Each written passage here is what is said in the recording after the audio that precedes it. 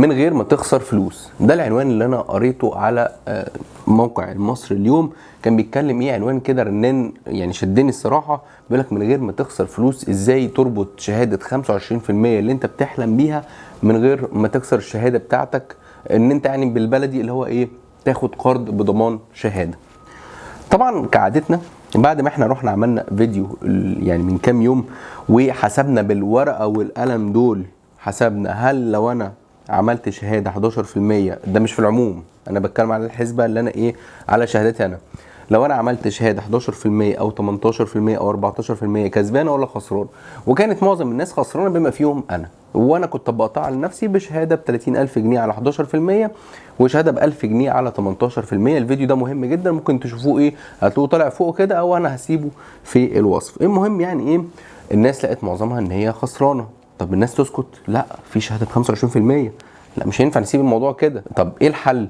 لقيت ناس كتير بعتلي تقول لك ايه ما نعمل كارد بضمان شهاده. عامه قلت ايه، قلت ما نقفلش الباب يا محمد، مع ان انا ما بحبش يعني موضوع الكارد بضمان شهاده ده، بس ايه ما نقفلش الباب يا محمد وتعالى نحسبها بالورقه والقلم نشوف هي كسبانه ولا خسرانه، ما ممكن يكون الناس دي عندها حق. المهم رحت البنك قلت اسال ايه هل الموضوع ده كسبان ولا خسران. طبعا موظف البنك مش هقول لك ايه هي كسبان ولا خسران، اقول لك ايه الحسبه كده، لو انت خدت الكارد بكذا كذا كذا، خدت منه الارقام وقلت ايه اروح البيت ايه اقعد احسبها كده بعد ما شربت كوبايه شاي وايه على رواق.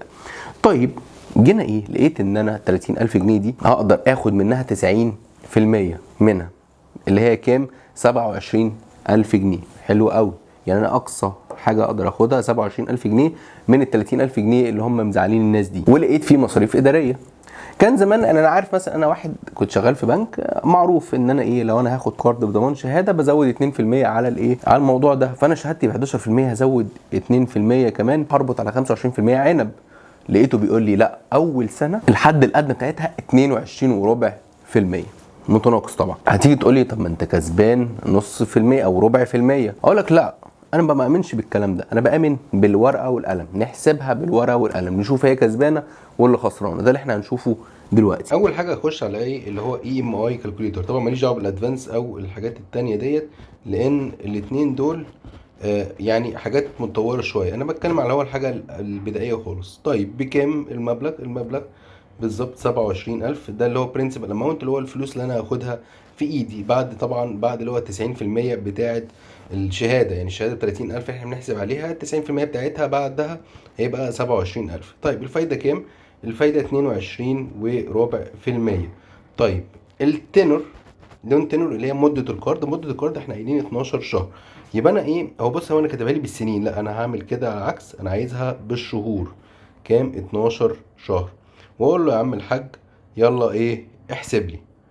بعد ما حسبها لي لا اهو طلع لي ايه بقى. الاساسي 27000، اجمالي الفايده اللي هدفعها 3363،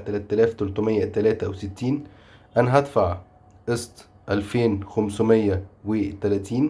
واجمالي الفلوس اللي هدفعها بعد القسط بتاعي يعني بعد ما بدفع القسط زائد الفايده هيبقى كله 30363. طيب دي بقى كويسه ولا وحشه؟ دي اللي احنا هنشوفها بقى في الشيت اللي هي او الورقه اللي احنا هنحسبها مع بعض. ماشي كده بقى، دي الورقه اللي انا عاملها. اللي بص انا بحب دايما اعملها بورقه كده ايه اكني قاعد في البيت وبحسبها بالورقه والقلم بالراحه خالص، كل حساباتي بتبقى كده. ماشي، عندنا اول حاجه 30000 جنيه.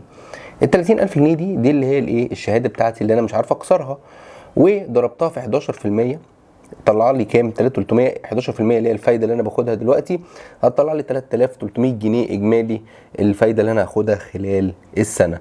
طيب عندنا برضو لما انا هاخد كارد، احنا اتفقنا لما حسبناها المره اللي فاتت لقينا ان انا ايه هاخد 27000. طيب ال 27000 تمام هضربها، لو انا هربطها دلوقتي ب 22.25% هضربها في ال 22.25% هتطلع لي ب 6075 جنيه. ماشي، يعني الشهري هيبقى 506 جنيه. اجمالي الفايده كام؟ اجمالي الفايده بعد ما يجمعهم على بعض هيبقى 9375 جنيه. طيب يبقى احنا اتفقنا ايه؟ الفايده اللي هتدفع زي ما احنا شفناها في الابلكيشن كده، اجمالي الفايده هيبقى كام؟ 3364 جنيه، والمصاريف الاداريه 270 جنيه. يبقى اجمالي الفوائد اللي انا هدفعها 3634 جنيه. بس انا طالع لي فوائد زياده او انا جاي لي عائد فايده ب 9375 جنيه، يبقى انا كده طالع صافي مكسب 5741 جنيه. الكلام ده صح ولا لا؟ ده اللي احنا هنشوفه كمان شويه بقى، اللي انا هفاجئك بيه. دي اللي هي ايه؟ الحسبه البسيطه. طيب تعال نبص تفاصيل الكارد. قسط الكارد كام؟ 2530 جنيه. الفايده الشهريه اللي انا هاخدها بكام؟ 781 جنيه. هتقول لي يا عم 781 جنيه دي جت منين؟ هقول لك 781 جنيه جت من اجمالي الفلوس اللي انا هاخدها الشهريه هنا 275 جنيه من الشهاده الاولى، ومن الشهاده الثانيه 506 جنيه. بعد كده يبقى انا القسط بتاع 2530 جنيه، وهخصم منه 781 جنيه الفوائد اللي هتجيلي كل شهر. يبقى انا هدفع كام كل شهر؟ 1750 جنيه. يعني أنا كل شهر هدفع 1750 جنيه. طب هل الكلام ده مجزي ولا لا؟ طبعا احنا في وقتنا هذا صعب قوي الناس ايه تدفع، بس في ناس تقول لك عادي ايه المشكله لما ادفع؟ انا عايز اعظم الفلوس بتاعتي. انت النهارده بعد سنه هيجي لي كام؟ هيجي لي 30000 جنيه زائد ال 27000 جنيه، يعني 57000 جنيه. طب اقول لك كلام عظيم، تعال نبص بقى على الطلعه الجايه، او تعال نبص على الحته الجايه بقى اللي هي المهمه قوي، اللي هتعرفني فعلا الاستثمار ده فعلا مفيد ولا لا. يعني هل فعلا اعمل الحركه دي ولا لا؟ راس المال بعد سنه هيبقى 57000 جنيه زي ما اتفقنا. اجمالي الفوائد اللي انا هاخدها كام؟ 9375 جنيه. بس انا هدفع اقساط بكام؟ هدفع اقساط ب 30360 جنيه، وهدفع مصاريف اداريه 270 جنيه. يبقى انا كده صافي راس المال بعد سنه هيبقى كام يا معلم؟ بعد ما دفعت كل حاجه وكله تمام في الليله دي، هبقى 35745 جنيه. يعني انا اصلا كان يعني لو جينا بصينا هنلاقي ان انا اصلا كانت فلوسي كام؟ الاول كنت انا كان معايا 30000 تمام، زائد ال 3300 اللي هي بتاعت ايه؟ الفوائد، يعني 33300. يعني من الكلام ده احنا داخلين في حوالي كام؟ 2300 جنيه او 2400 جنيه بالتقريب. يعني انا المفروض كده عامل الليله دي كلها عشان اكسب في السنه 2400 جنيه، ودافع فلوس كل شهر وي وي وي وي. تعال احكي لك او اوريك حاجه سريعه كده.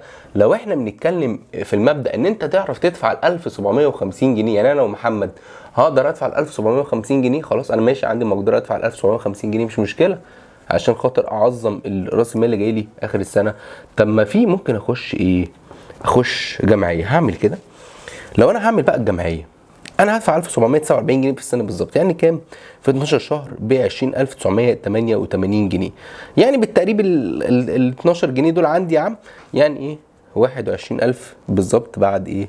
بعد سنه، زائد الراس المال بتاعي اللي موجود اللي هو 30000 جنيه، زائد الفوائد اللي انا هاخدها من 30000 جنيه 3300. يعني أنا بعد سنه هاخد كام؟ 54300. بدل ما كنت هاخد كام؟ بدل ما كنت هاخد 35745. بالمناسبه دي انا ضد الجمعيات جدا عامه. من زمان وانا صغير كده كان جدتي الله يرحمها هي اللي ايه كانت متوليه يعني موضوع الجمعيه في الشارع، هي اللي بتلم الجمعيه من الناس كلها وايه وبتقبض الناس. طبعا ايه ما اقولكش بقى كان في مشاكل بالعبيط. فانا ايه امي ربتني كده قالت لي بص يا ابني ما تعملش جمعيات، تعرف تحوش ازاي، انما اوعى تعمل جمعيه. ده ايه ده الكلام اللي انا ايه متربى عليه يعني. وده ليه؟ عشان مشاكلها، واحد تعثر، واحد ما عرفش يدفع بالذات في الايام دي. فهتيجي تقول لي طب انت بتقول لنا نعمل جمعيه في الايام دي وممكن حد ما يدفعش وي وي وي. لا، انا رافض ان انا اروح اخش اعمل جمعيه بالطريقه البلدي. انا مؤخرا اخر سنتين انا بقيت بعمل جمعيات كتير، او كل شويه بعمل جمعيه، بس تبع الابلكيشنز اللي موجوده. يعني في ابلكيشنز طلعت كده يعني مشهره، مش هقول اسم واحد فيهم عشان ما بقاش بعمل دعايه لواحد فيهم، لا انا بتكلم في العموم في المطلق. يعني بقيت ايه اعمل الجمعيه من عليها، وفي الاخر ايه اخر انا بقبضها يعني عامه اخر شهر، عشان معظم الجمعيات دي بيبقى عليها مصاريف. لا انا مش عايز يبقى عليها مصاريف ولا اي حاجه، انا عايز زي الجمعيه البلدي اللي في الشارع اللي انا كنت ايه بشوف ست الله يرحمها بتعملها. فانا اعمل ايه؟ قمت قلت ايه اخدها اخر شهر من غير اي مصاريف خالص. طيب عملت الجمعيه لقيتها كذا مره فعلا اخر شهر اليوم عليهم 15 بيحولوا فلوس على البنك بتاعي كمان، انا مش بروح اخد الجمعيه من حته. فلقيتها فرصه حلوه قوي، عشان كده قمت طرحتها هنا في الاستثمار ده. لما انا جيت قلت لك 1749 جنيه وقلت لك في الاخر هقعد ادفعهم كجمعيه كل شهر، لو انا بقى عندي مقدره ادفع هدفعهم كل شهر، يبقى فعلا في الاخر انا وصلت ان انا بعد سنه تمام لقيت ان فلوسي بقت 54300. عشان كده ذكرت موضوع الجمعيه. في حاجه انا متربي عليها في البنوك ومعروفه جدا جدا الناس بتاعت البنوك، اسمها ايه؟ كوست اوف فند. انا النهارده باخد تمويل ليه مصاريف. انا كبنك النهارده عندي فلوس في البنك عليها مصاريف. مصاريف الايه؟ ان انا في حد اللي حاطط لي الفلوس ده، او الشخص اللي هو المواطن العادي اللي حاطط لي الفلوس ده حاططها لي كايه؟ حاططها لي ان هو كوديعه كشهاده، فبياخد ايه؟ فايده. فدي اسمها كوست اوف فند، مصاريف الفلوس دي.